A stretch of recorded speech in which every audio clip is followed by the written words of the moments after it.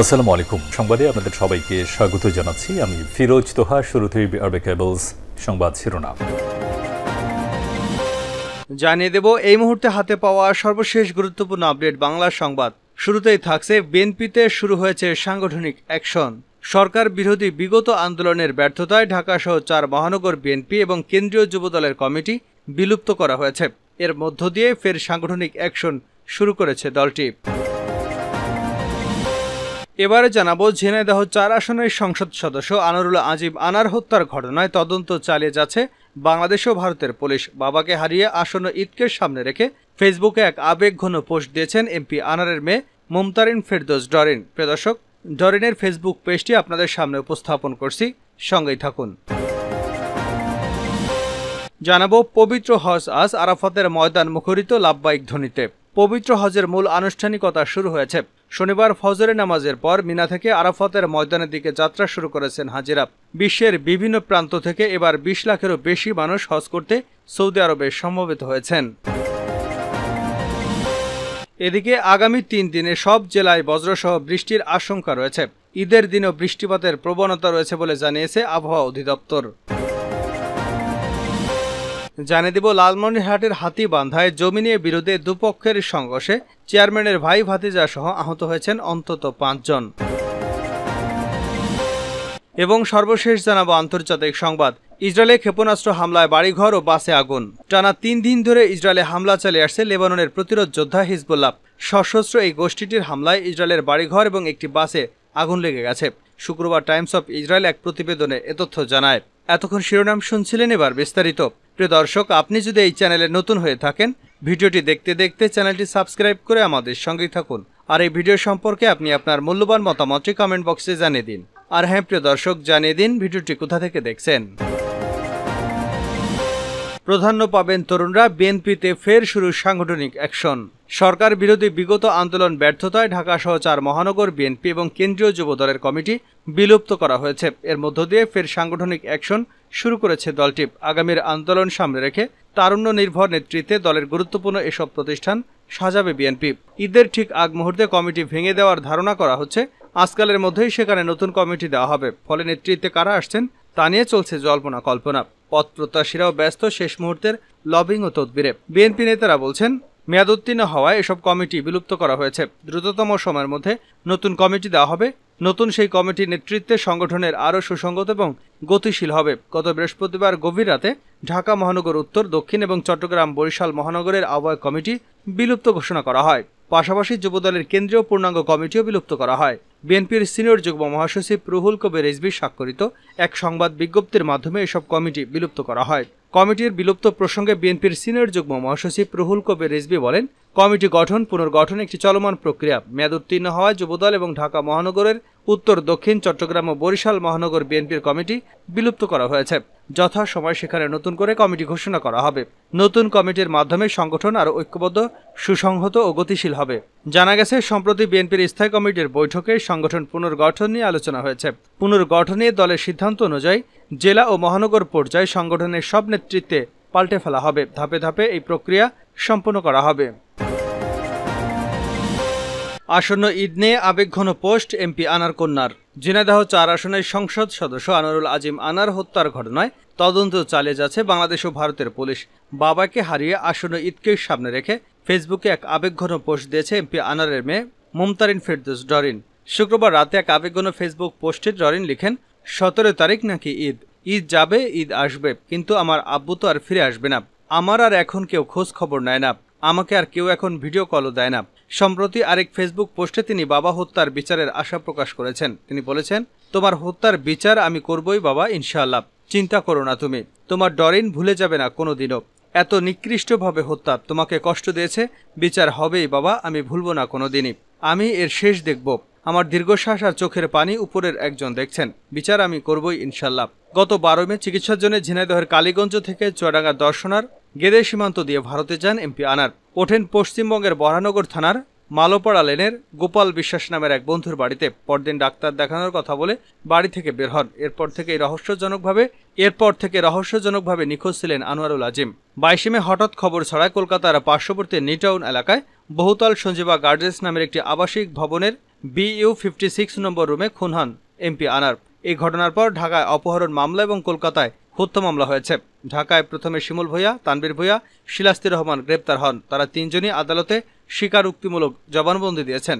পরে তাদের তথ্যে গ্রেপ্তার হন কাজী কামাল আহমেদ বাবু ওরফে গ্যাস বাবু। তিনি গতকাল ঘটনার সঙ্গে তার সম্পৃক্ততার বিষয়টি স্বীকার করে আদালতে জবানবন্দি দিয়েছেন।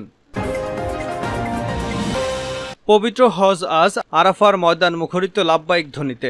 পবিত্র হজের মূল আনুষ্ঠানিকতা শুরু হয়েছে। আজ শনিবার ফজরের নামাজের পর মিনা থেকে আরাফাতের ময়দানের দিকে যাত্রা শুরু করেছেন হাজিরা। বিশ্বের বিভিন্ন প্রান্ত থেকে এবার 20 লাখেরও বেশি মানুষ হজ করতে সৌদি আরবে সমবেত হয়েছেন। তাদের মুখে লাব্বাইক ধ্বনিতে মুখরিত পবিত্র আরাফাতের ময়দান। পাপ মোচনের আকুল বাসনায় মহান সৃষ্টিকর্তা আল্লাহর কাছে ক্ষমা ও মুক্তির প্রার্থনা করবেন তারা। সৌদি সংবাদ মাধ্যম আরব নিউজ জানিয়েছে, শুক্রবার থেকেই শুরু হয়েছে হজের আনুষ্ঠানিকতা। এদিন সৌদি আরবের মিনায় অবস্থান করেন ধর্মপ্রাণ মুসলমানরা। সেখানে নিজ নিজ তাঁবুতে ইবাদতে মশগুল ছিলেন তারা। আজ শনিবার ফজরের নামাজ আদায় করেই আরাফাতের ময়দানে রওনা হয়েছেন হজ যাত্রীরা। তাদের মুখে সম্ভাবিত সুরে ধ্বনিত হচ্ছে লাব্বাইক, আল্লাহুম্মা লাব্বাইক। আজকের দিনটি হজের সবচেয়ে গুরুত্বপূর্ণ দিন হিসেবে বিবেচনা করা হয়। এই দিনে আরাফাতের ময়দানে হাজিরা দীর্ঘক্ষণ দাঁড়িয়ে থেকে আল্লাহর কাছে দোয়া এবং ক্ষমা ও পাপ মোচনের জন্য কান্নাকাটি করেন। আরাফাতের ময়দানে খুতবার পর জোহর এবং আসরের নামাজ আদায় করবেন হাজিরা। সূর্যাস্ত পর্যন্ত অবস্থান শেষে মুজদালিফায় গিয়ে মাগরিব ও এশা নামাজ আদায় করবেন তারা। রাতে সেখানে খোলা মাঠে অবস্থান করবেন। এরপর সেখান থেকে প্রতীকী শয়তানকে পাথর নিক্ষেপের জন্য প্রয়োজনীয় পাথর সংগ্রহ করবেন হাজিরা। রবিবার মুজদালিফায় ফজরের নামাজ আদায়ের পর মিনায় যাবেন হাজিরা। সৌদি প্রেস এজেন্সি জানিয়েছে, সংশ্লিষ্ট কর্তৃপক্ষের দক্ষ ট্রাফিক এবং নিরাপত্তা পরিকল্পনার কারণে সহজে গন্তব্যে পৌঁছতে পারছেন তারা। মিনায় শয়তানের উদ্দেশ্যে 7টি পাথর মারা শেষে পশু কোরবানি দেবেন তারা। অধিকাংশ হাজি নিজে বা বিশ্বস্ত লোক দিয়ে পশুর হাট বা জবাই করার স্থানে গিয়ে কোরবানি দেন। কেউ কেউ ব্যাংকে নির্দিষ্ট পরিমাণ অর্থ জমা দিয়েও কোরবানি দিয়ে থাকেন।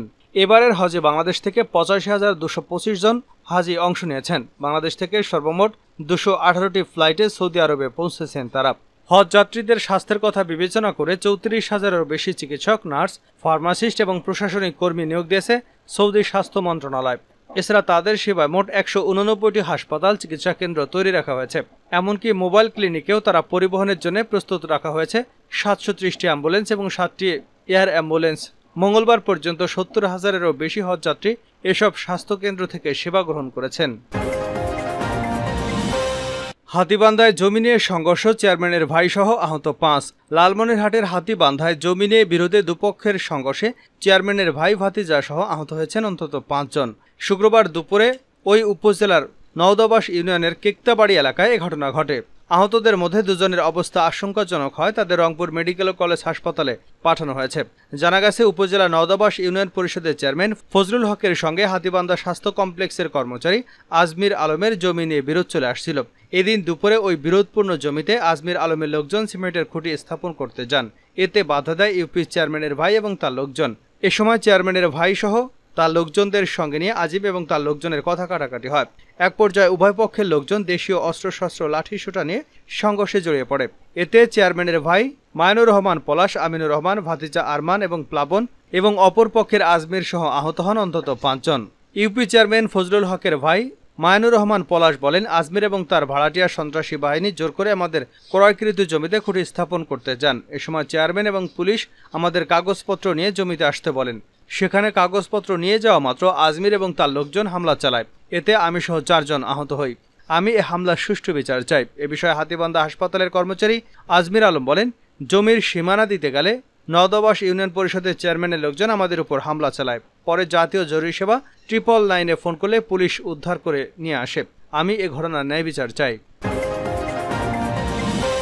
শেষ করছে আন্তর্জাতিক সংবাদ দিয়ে। ইসরায়েলে ক্ষেপণাস্ত্র হামলায় বাড়িঘর ও বাসে আগুন।